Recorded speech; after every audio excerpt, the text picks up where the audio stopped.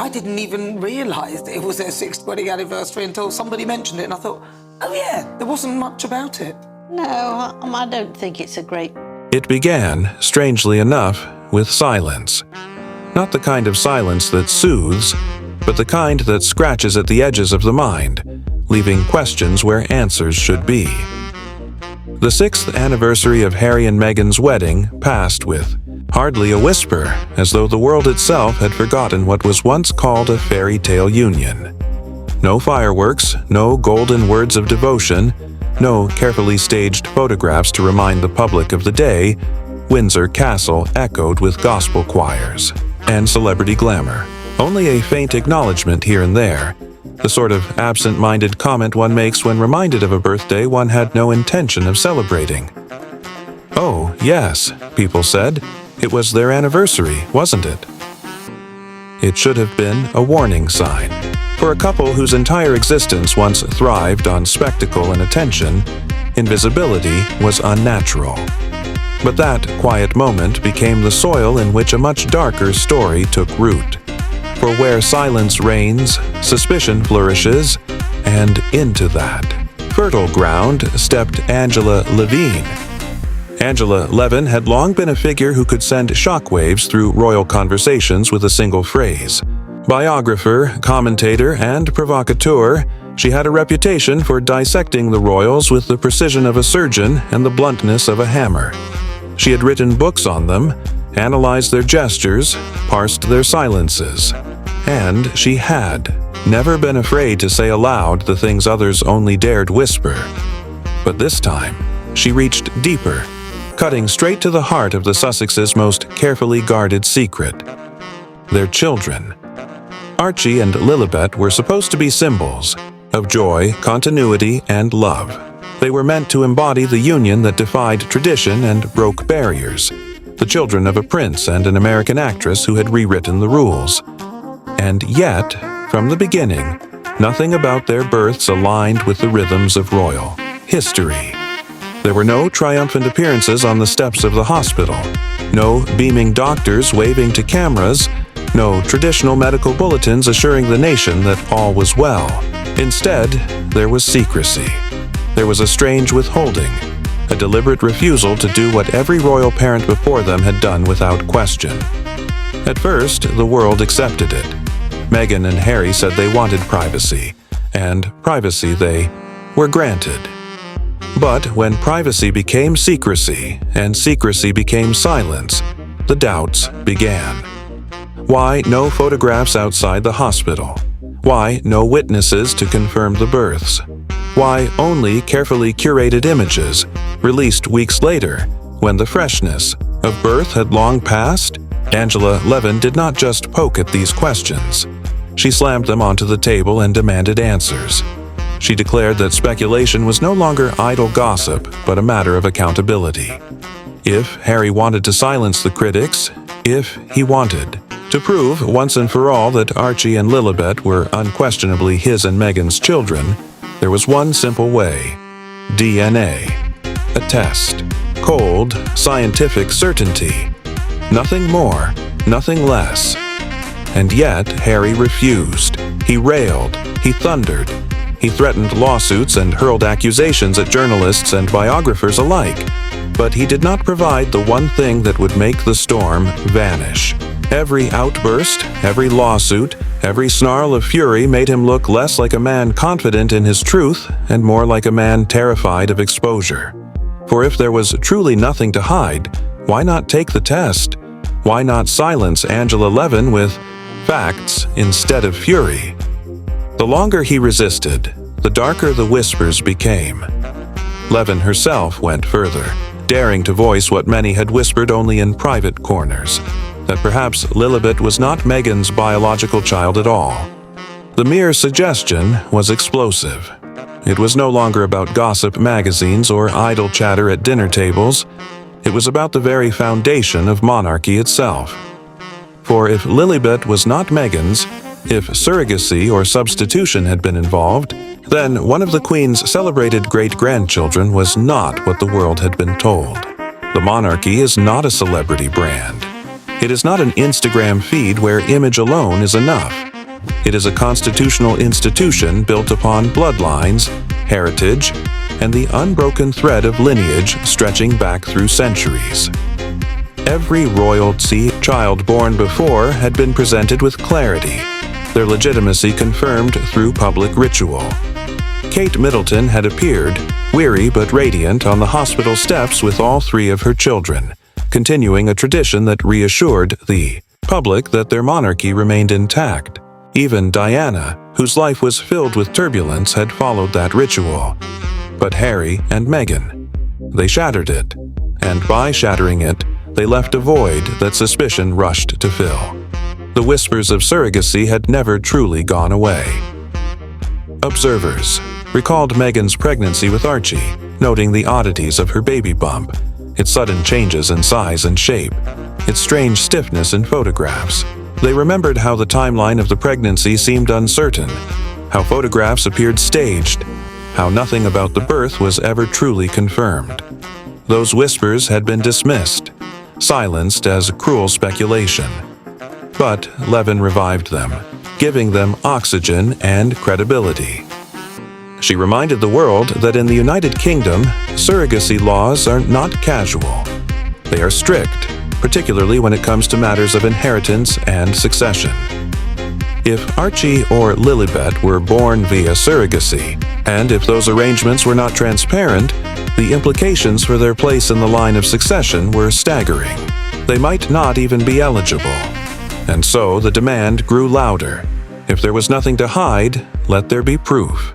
DNA proof, medical confirmation, something beyond carefully staged photographs and angry threats. But Harry refused, and every refusal painted him not as a wronged man, but as a man with secrets too heavy to bear. His fury, instead of silencing the storm, became its fuel. Each lawsuit, each outburst, each trembling voice of indignation confirmed what Levin implied, that Harry was cornered, not confident, that he was desperate, not dignified. His credibility unraveled thread by thread until even those who once defended him began to wonder. Meghan, meanwhile, stayed silent. Her lips, once quick with sharp rebukes and polished speeches, remained sealed. Some saw this as grace, as dignity in the face of cruelty. Others believed it was strategy, that she knew speaking would invite scrutiny she could not withstand. Her silence, in the end, became louder than Harry's rage. It became an absence that spoke volumes, an empty space filled with implication. The more one looked, the stranger the picture became. Why no medical witnesses? Why no official confirmation? Why such secrecy about the very thing the monarchy had always been transparent about? Every break with tradition, every refusal to follow. The simplest of royal protocols became in itself a kind of evidence. And Levin pressed this point with unflinching clarity. In centuries past, no royal child was recognized without verification. Why should it be different now? The stakes, as Levin reminded the world, could not be higher. For as long as Archie and Lilibet remain unverified, they remain at the center of a potential constitutional crisis. They are not simply Harry and Meghan's children. They are heirs, placed in the line of succession, recognized in official records. If doubt clings to their legitimacy, then the monarchy itself teeters. Parliament itself might one day be forced to act, to demand answers, to protect the sanctity of succession. And yet Harry, boxed in, seemed unable to choose a path, provide proof and risk humiliation if the whispers proved true, refuse proof and confirm suspicion by default. Every day that passed without resolution made the burden heavier, the whispers louder, the scandal deeper. This was not the Harry the world had once admired. Not the charming soldier who founded Invictus, not the cheeky prince who danced with joy among ordinary people. This was a man haunted by shadows, cornered by silence, unraveling before the world's eyes. Angela Levin, for her part, did not waver. She reminded audiences again and again that this was not gossip for gossip's sake.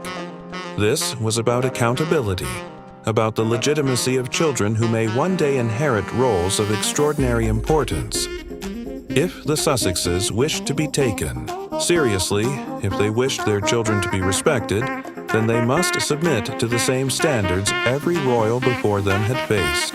Nothing more, nothing less.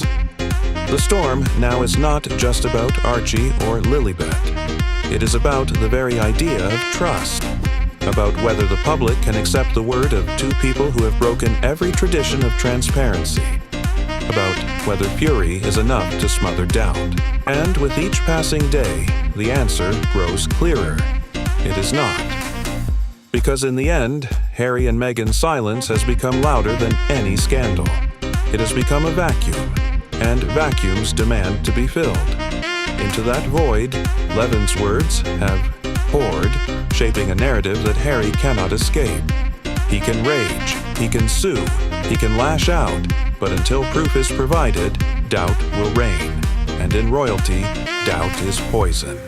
It seeps, it spreads, it corrodes. It eats away at legacy, at legitimacy, at the very core of what monarchy stands for. Harry, once the rebel prince, now stands at the edge of this abyss. His marriage, once celebrated, fades into obscurity.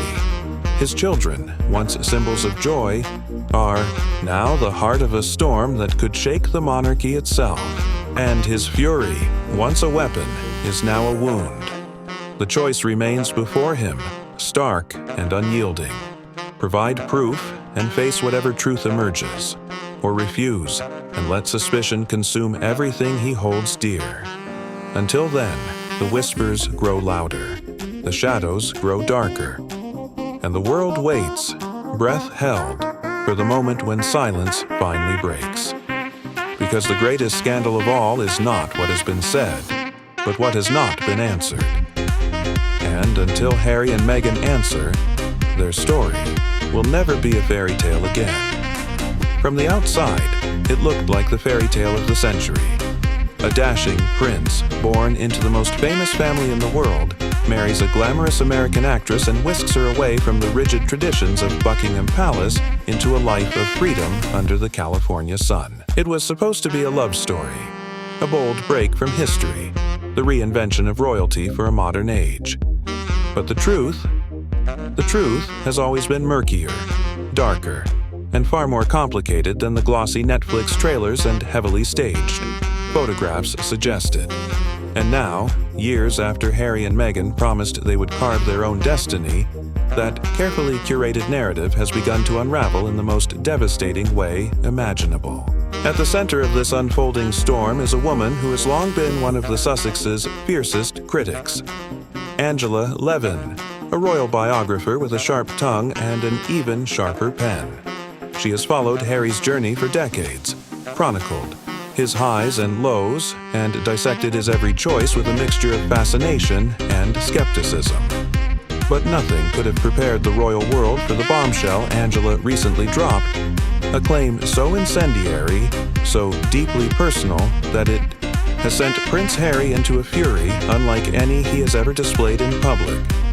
This is no longer about media intrusion, gossip, or family feuds. This is about the legitimacy of his children, Archie and Lilibet.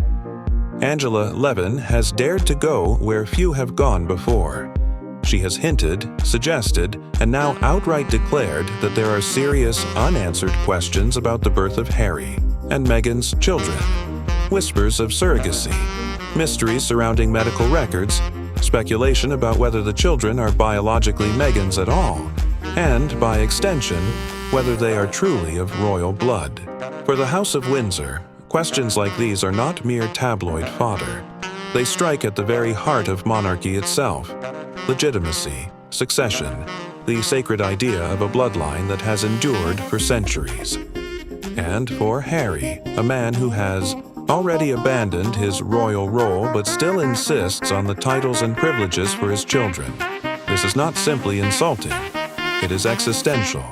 The fury was immediate. Reports began circulating that Harry was threatening to sue Angela Levin, to drag her into court for daring to challenge what he insists is private family business. His lawyers, it is said, were put on standby. Letters may have been drafted. But here's the problem.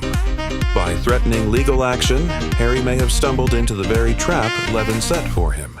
Because if he truly sues, if this battle makes its way into the courts, the walls of secrecy he has built around his children could come crashing down in the most spectacular way. Subpoenas could be issued, medical records demanded, testimony under oath from doctors, nurses, and witnesses to the births could be forced into the open. In other words, the very privacy Harry claims to defend could be obliterated by his own hand. And this is why Angela's move is so cunning. Because she knows, as every seasoned observer knows, that the one thing Harry cannot risk is transparency. He cannot risk opening the doors of the hospital. He cannot risk letting the world see the unvarnished truth of those carefully staged photographs, those strangely inconsistent birth announcements, those months of secrecy followed by sudden glossy reveals. Levin has placed Harry in an impossible position. Prove it or live forever under suspicion. But suspicion, once seated, is impossible to erase. It grows, it spreads, it mutates into something larger than the initial claim. Whispers of surrogacy are not new in royal circles, but until recently they were dismissed as fringe conspiracy theories, the kind of thing whispered in online forums but ignored by mainstream commentators. Now, with Levin's imprimatur, those whispers have been dragged into the light.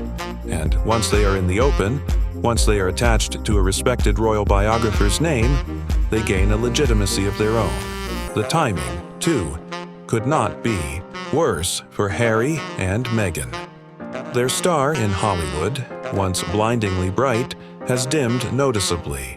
The Spotify deal collapsed in embarrassment, with executives calling them grifters behind closed doors. Netflix, once their great patron, has begun to scale back its investment, canceling projects and leaving Meghan's long-dreamed-of animated series dead in the water. Even their signature documentary, the one Meghan reportedly tried to use as leverage to become a judge for the Emmys, failed to earn them the recognition they craved. The Emmy board snubbed her application, leaving her exposed and humiliated. For a couple who built their brand on visibility, awards, and prestige, the rejection cut deep. Against this backdrop of professional decline, Levin's bombshell lands with devastating precision. Because now, the question is not simply whether Harry and Meghan are fading celebrities clinging to relevance. It is whether they have built their entire brand, their children, their family, their claim to royal legitimacy, on a foundation of deception. And if that perception hardens, no Netflix contract, no Oprah interview, no glossy magazine spread will be enough to repair the damage. The most haunting aspect of this scandal is the way it targets Archie and Lilibet themselves. Two innocent children who never asked to be born into this storm now find their very existence questioned. Are they truly Meghan's biological children? Were they carried by surrogates, hidden away while the Sussexes staged carefully controlled narratives of motherhood?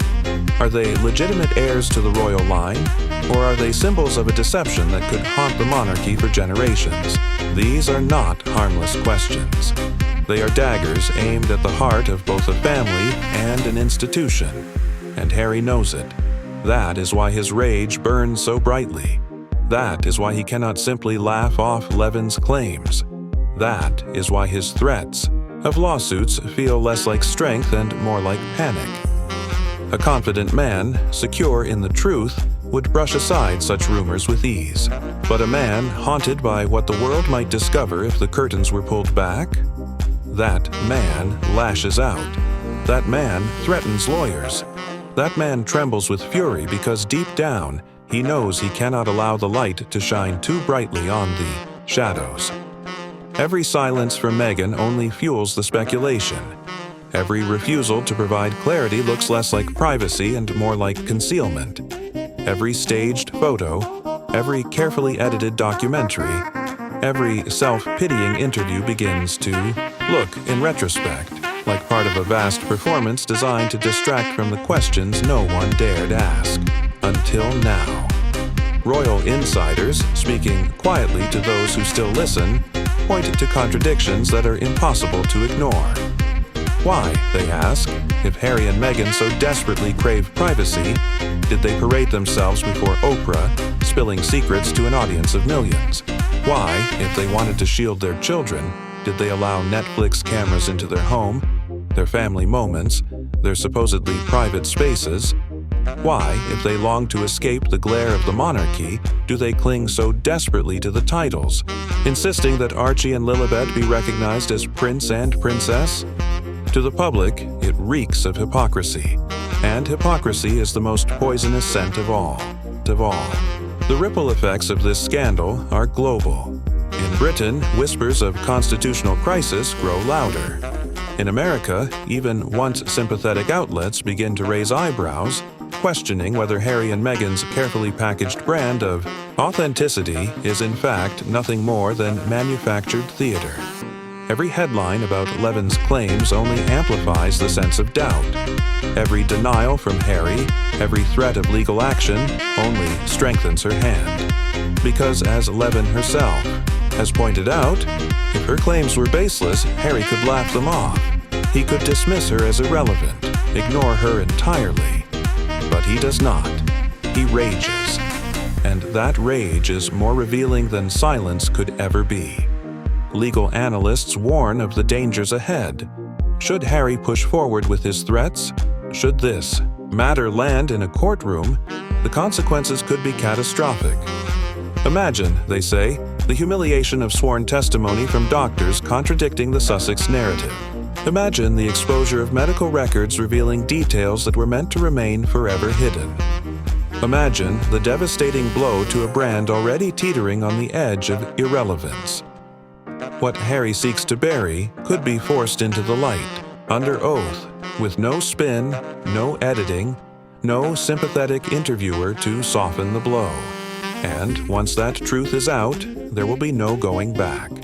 Which brings us to the core of this drama, the demand that refuses to die. Prove it. Prove the children are yours. Prove they are Meghan's. Prove they are of royal blood. It is the simplest demand in the world, yet the most explosive. One DNA test could silence the whispers forever. One act of transparency could protect Archie and Lilibet's future, shield them from a lifetime of suspicion. And yet, Harry refuses. Meghan remains silent. And the longer they resist, the more catastrophic the fallout becomes. This is no longer mere celebrity drama. This is a constitutional time bomb ticking beneath the House of Windsor. If Archie and Lilibet are not legitimate heirs, the monarchy faces one of its darkest legitimacy crises in modern history. And Harry, in his fury, is only accelerating the implosion. A prince who once begged for privacy now finds himself exposed in the harshest light possible. A father who claims to protect his children refuses the one step that would secure their future. A husband who rages at critics cannot answer their questions. And a couple who sought freedom have instead trapped themselves in a cage of their own making. Angela Levin has ripped open a wound Harry cannot close. And, until the day he provides proof, or forever lives with the shadow, the legitimacy of his children will remain an open question. Whispered in drawing rooms, debated in tabloids, dissected on talk shows. The scandal will not fade. It will not disappear. It will grow. It will fester. It will hang like a specter over Archie and Lilibet into adulthood. That is the power of Levin's bombshell. That is the burden Harry and Meghan cannot escape. So, why then do they not simply provide the proof? Why cling to secrecy when transparency could free them? The answer, perhaps, lies in the paradox of Harry and Meghan themselves. For years, they have positioned themselves as victims of intrusion, martyrs to media cruelty. Yet, they have also monetized that very intrusion, turned their pain into documentaries, their grievances into books, their family feuds into multi-million-dollar contracts. Their lives are both spectacle and shield, performance and protest. To offer DNA clarity would be to puncture the illusion, to strip away the last layer of mystique they cling to. And without that mystique, what remains? What remains, perhaps, is the truth. A truth too explosive, too destabilizing, too final for them to risk. And so the silence continues. The threats intensify. The fury grows. But the suspicion does not die. It only deepens, casting a shadow not just over Harry and Meghan, but over the institution they abandoned, the monarchy they scorn, and the children they claim to protect. And as this scandal tightens its grip, one haunting question remains. Is Harry protecting his children's privacy, or is he concealing a truth too devastating to admit? Until the day comes when the proof is laid bare, the world will keep asking. The whispers will never stop, and the House of Windsor will live under the shadow of a secret that could change everything. This is Crown and Controversy, unraveling the royals one scandal at a time. Don't forget to subscribe.